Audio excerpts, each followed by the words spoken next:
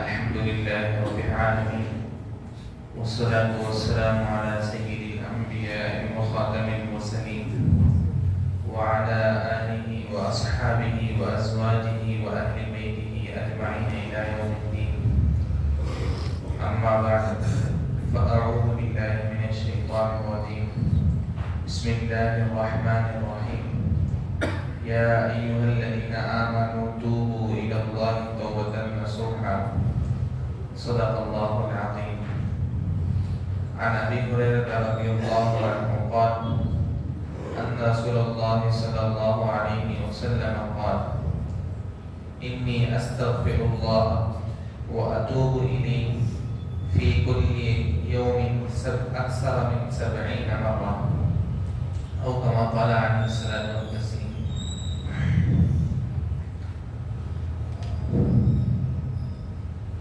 اللہ تبارک و تعالی نے مومن بندے کے لیے اس کی آسانی کے لیے دین کی سمجھ بوجھ کے لیے ہر چیز میں اللہ تعالیٰ نے ایک مثال ایک ایگزامپل رکھا ہے جس سے ہمیں دین کو سمجھنا، اس حکم کو اپنے ذہن میں بٹھانا، پھر اس پر عمل کرنا ہمارے لیے آسان ہوتا ہے۔ ہم لوگ اکثر دیکھتے ہیں، ہمارا ساتھ بھی گزرا ہے کہ جب بھی کوئی بچہ پڑھنا لکھنا شروع کرتا ہے تو اس کو سب سے پہلے جو ہے پینسل دیا جاتا ہے، اور پینسل کے ساتھ کیا دیا جاتا ہے، ربڑ دیا جاتا ہے۔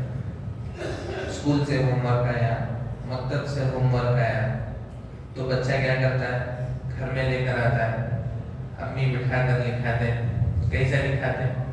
اگر بچہ کریکٹ سیم ٹو سیم نہیں لکھا تو پھر اسے مٹا دیں، پھر اس کے بعد کیا کرتی ہیں، پھر لکھنے کے لیے بولتی ہیں، پھر بھی اگر غلط لکھا تو پھر مٹا کر ماں کیا کرتی ہے، ہاتھ پکڑ کر پھر اس کو صحیح لکھنا سکھاتی ہیں۔ تو ربڑ جو چھوٹے بچے کی غلط لکھت کو مٹاتا ہے، ایسی ہی توبہ انسان کی زندگی کے گناہوں کو مٹاتا ہے۔ یہ ہماری زندگیوں کے گناہوں کے لیے ربڑ ہے توبہ۔ توبہ کے معنی کیا ہے؟ توبہ کے معنی آتے ہیں اللہ تبارک و تعالیٰ کی نافرمانی سے فرما برداری کی طرف رجوع کرنا۔ اللہ تبارک و تعالیٰ کی نافرمانی کو چھوڑ کر اللہ تبارک و تعالیٰ کی فرما برداری کی طرف متوجہ ہونے کا نام توبہ ہے۔ توبہ کیسے ہوتی ہے؟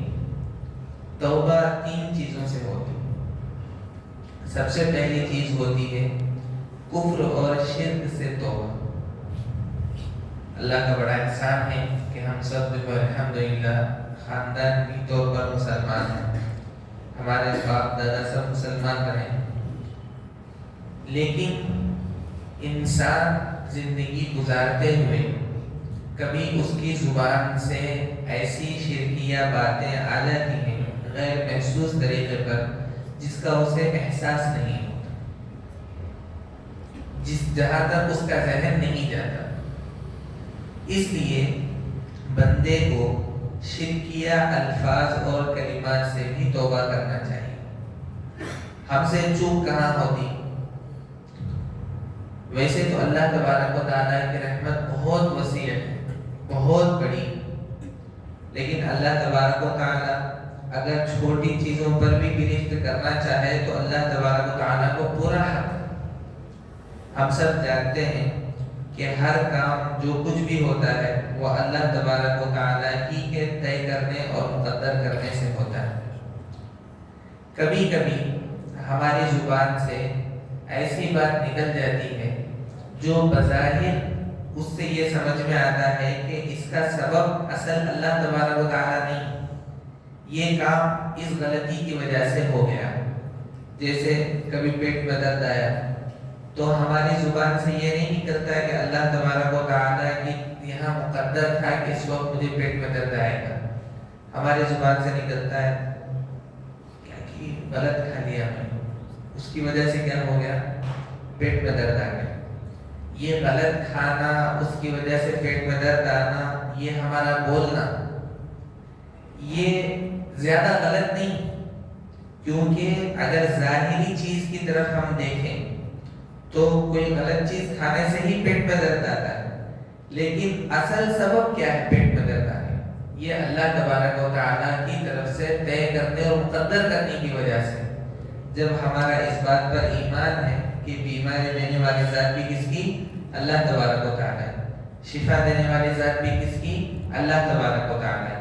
تو پھر ایسی چھوٹی چیزوں کو تو اللہ تعالیٰ درگزر کر دیتے ہیں، لیکن اللہ تعالیٰ اگر کسی کی اس پر گرفت کرنا چاہے تو اللہ تعالیٰ کو گرفت کرنے کا بھرپور حق حاصل ہے.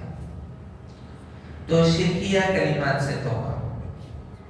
دوسرے نمبر پر آتا ہے گناہ کبیرہ سے توبہ، بڑے بڑے گناہوں سے توبہ.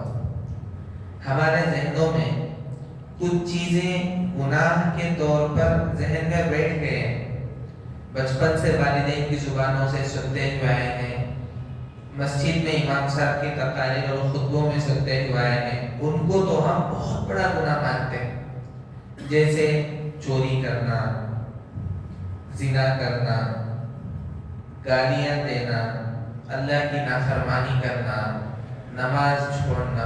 یہ سب جو بھی چیزیں ہیں ہم بچپن سے جن کو ہم جانتے ہیں ان کو تو ہم بڑے بڑے گناہ مانتے ہیں، گناہ کبیرہ مانتے ہیں. لیکن بہت سارے ایسے گناہ کبیرہ ہم سے رہ جاتے ہیں جن کی طرف ہماری توجہ نہیں جاتی. غیبت کرنا، بد نظری کرنا، غلط باتیں ادھر ادھر پھیلانا، یہ سب وہ گناہ ہیں جو گناہ کبیرہ میں شامل ہوتے ہیں، جن پر اللہ تبارک و تعالیٰ نے قرآن کریم میں بہت سخت ناراضگی کا اظہار فرمایا اور بہت تاکید کے ساتھ روکنے کا حکم دیا ہے. لیکن اس کے باوجود ہم ان کاموں کو کرتے ہیں. تو جانے انجانے میں جو کچھ ہم سے بڑے بڑے گناہ ہو جاتے ہیں، گناہ کبیرہ ہو جاتے ہیں، ان تمام گناہوں سے توبہ کرنا. تیسرے نمبر پر آتا ہے ہر چھوٹے گناہ سے توبہ. بعض گناہ وہ ہیں جو ہمارے تصور اور خیال میں بھی نہیں آتے کہ یہ بھی گناہ ہے، لیکن حقیقت میں وہ گناہ ہوتا ہے. وہ اللہ تعالیٰ کی نافرمانی کا سبب ہوتا ہے. چھوٹا ہی صحیح، لیکن چھوٹی چنگاری سے ہی بڑی آگ بھی لگتی ہے. اس لیے اگر ہم چھوٹے گناہ کو صرف یہ سوچیں کہ یہ تو بس معمولی سا ایک گناہ ہے، یہ ہماری بہت بڑی غلط فہمی ہے. وہی سوچ اور وہی ہمارا خیال بڑے گناہوں کا راستہ کھولتا ہے. اور آج جو بندہ چھوٹے گناہ کو ایک دم ہلکا سمجھ کر کیا، کل کے دن وہی جو ہے بڑے گناہ کو بھی وہ اسی ہلکے پن کے ساتھ کرے. تو 3 قسم کے گناہوں سے توبہ. نمبر 1 کفر اور شرک سے اور اس کی کلمات سے، اس کی باتوں سے توبہ. دوسرے نمبر پر بڑے بڑے گناہوں سے، گناہ کبیرہ سے توبہ. تیسرے نمبر پر چھوٹے چھوٹے گناہوں سے توبہ. یہ توبہ کی حقیقت کیا ہے؟ توبہ ہوتی کیسے؟ کیسے توبہ کریں تو اللہ تبارک و تعالیٰ کے نزدیک مقبول ہوتی؟ دیکھیے، حقوق 2 طرح کے. بعض حقوق وہ ہیں جو بندے اور اللہ تبارک و تعالیٰ کے درمیان، بندے کا اپنا پرسنل میٹر ہے اور اللہ تبارک و تعالیٰ کا اس کا اپنا میٹر ہے. اس میں کوئی دوسرے کا انٹرفیئر نہیں، اس میں دوسرے کا کوئی دخل نہیں. جیسے اللہ تبارک و تعالیٰ کی نافرمانی کرنا، گناہوں کو انجام دینا، نمازوں کو چھوڑنا، یہ سب وہ گناہ ہیں جو بندے کی ذات سے متعلق ہیں، اس کا دوسرے کے اوپر کوئی اثر دخل نہیں. تو ایسے گناہوں سے توبہ کے لیے 3 کام کرنے پڑتے ہیں. سب سے پہلا کام یہ ہے کہ اس گناہ کو چھوڑ دیں. کیا کر دیں؟ اس گناہ کو بالکلیہ طور پر چھوڑ دیں. گناہ کر رہا ہے، کبھی ایسا ہوتا ہے کہ بھئی گناہ کرتے ہوئے اللہ کا خوف آ گیا تو بندہ کیا سمجھتا؟ اللہ ہے لاسٹ، اس کے بعد نہیں، یہ خالی ختم ہو جاتا ہے. اس کے بعد میں کیا کرتا ہوں، پھر یہ کام نہیں کرتا. بیٹھ کر کوئی فلم دیکھ رہا ہے، کون تو بولے ارے اللہ سے ڈر رہے، کیا کر رہا سمجھا نہ بیٹھ کو، نہیں بھائی لاسٹ، اس کے بعد نہیں، یہ ختم ہوگا تو کیا، اس کے بعد پھر نہیں.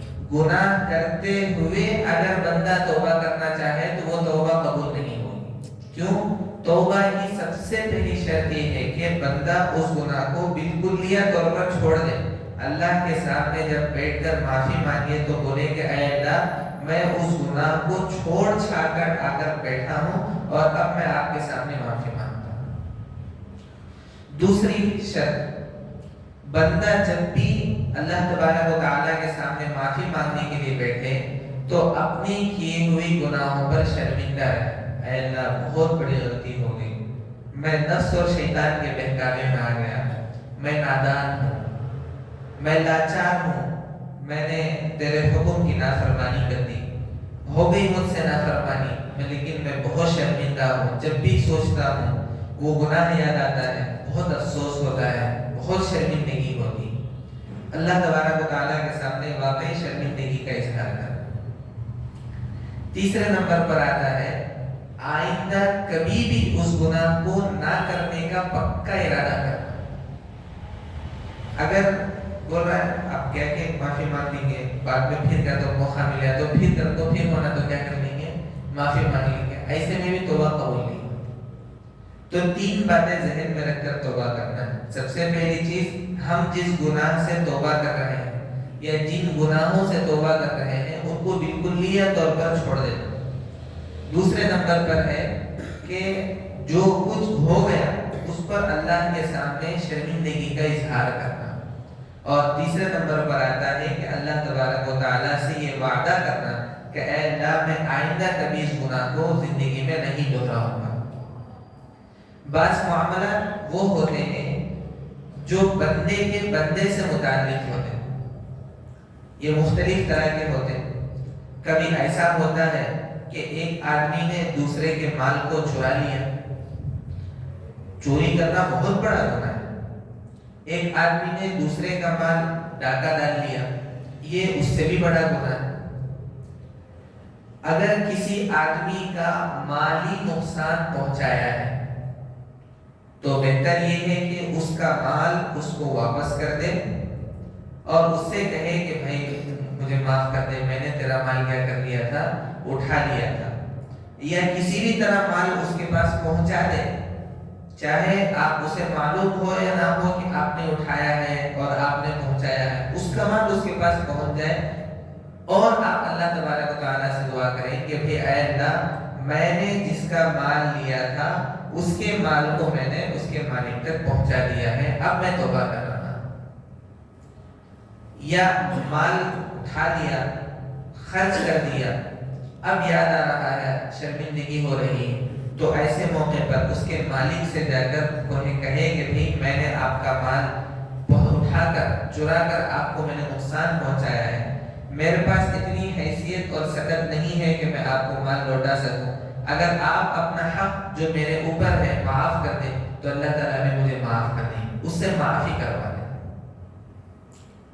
کبھی ایسا ہوتا ہے کہ ہم کسی بندے کی غیبت کر چکے ہوتے ہیں تو ایسی صورت میں اسے جا کر کہیں کہ بھئی میں آپ کے سامنے حاضر ہوں، آپ چاہیں تو مجھ سے بدلہ لے لیں یا آپ چاہیں تو مجھے معاف کر دیں. یعنی اپنے آپ کو جا کر اس کے حوالے کر دیں کہ میں نے آپ کے ساتھ کیا کیا ہے، غیبت کی ہے، یا میں نے آپ کے بارے میں ایسی باتیں کہی ہیں، میں آپ کے سامنے حاضر ہوں، آپ چاہیں تو بھی میرے حق کو حلال سمجھ کر مجھ سے بدلہ لے لیں یا پھر مجھے آپ معاف کر دیں تاکہ میں اللہ تبارک و تعالیٰ کی بارگاہ میں جا کر اس گناہ سے توبہ کر سکوں.